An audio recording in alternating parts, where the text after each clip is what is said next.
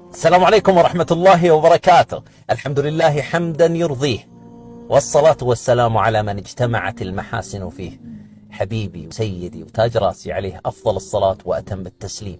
الله يحييكم مرة ثانية في هذا الصباح الجميل للقصة المفيدة والموعظة الطيبة والضحكة البريئة. أخونا هيثم من أريتريا، عمره 18 سنة، في بيتهم يربون الحمام. يقول حوالي 100 حمامة عندنا في البيت، في السطوح طبعا.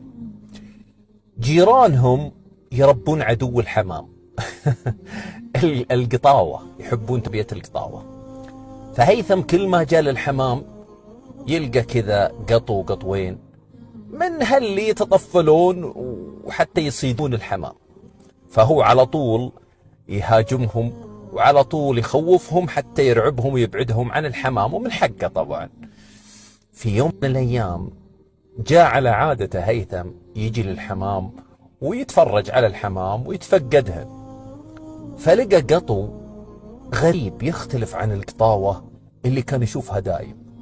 القطو هذا لونه قريب إلى السواد، قاتم وقريب للسواد، ضخم الجثة.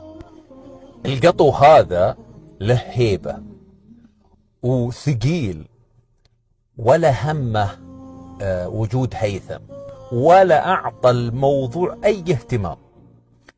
العجيب في الموضوع أن القطو ماخذ له حمامة في فمه، فجن جنون هيثم، يعني شلون يصيد الحمامة والمشكلة واقف ولا كأني وصلت.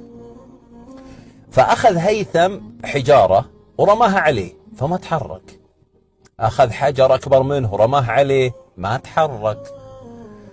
عاد ما عاد بالدهاش مثل ما يقولون، راح دور له عصا طويلة وجاء عنده وضربه ضربتين ثلاث، من الألم تحرك ومعه الحمامة، يعني مصر ولا أشوفك شيء.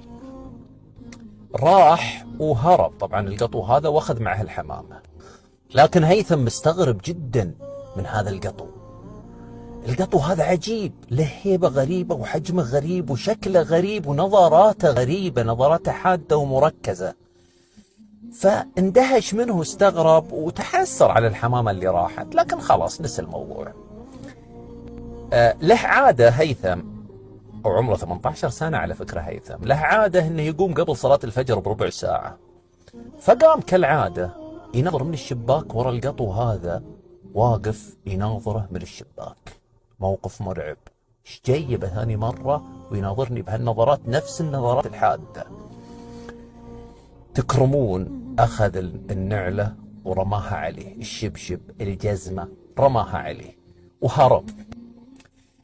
في نفس اليوم راح هيثم يصلي العصر في المسجد الجامع، وهو في الطريق حصلت مفاجأة قوية ما كانت تخطر على بال هذا الشاب اليافع الجميل. جت امرأة واقتربت منه وهو يمشي، ثم سلمت عليه: السلام عليكم ورحمة الله. فرد عليها: وعليكم السلام ورحمة الله وبركاته. قالت له: أنا والدة القط اللي انت ضربته. في هاللحظة هذه تسمر هيثم في مكانه، وحس بقشعريرة في جسمه، وحس بعدم قدرة على الكلام. بدأت المرأة تتكلم، والظاهر من طريقة كلامها وأسلوبها إنها تعتذر لهيثم عما بدر من ولدها. وفي آخر شيء من كلامها قالت الهيثم: أنا بكلم ولدي وبحذره إنه ما يعود لهذا.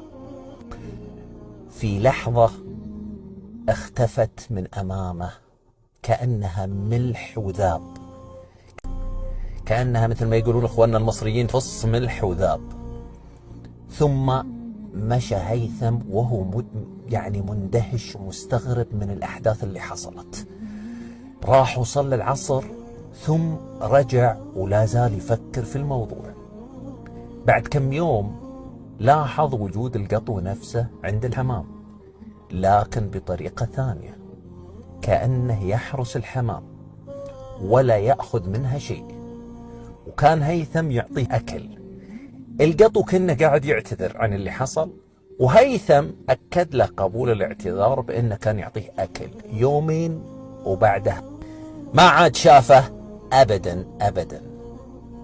القضية مأثرة في هيثم جدا، مستغرب منها جدا.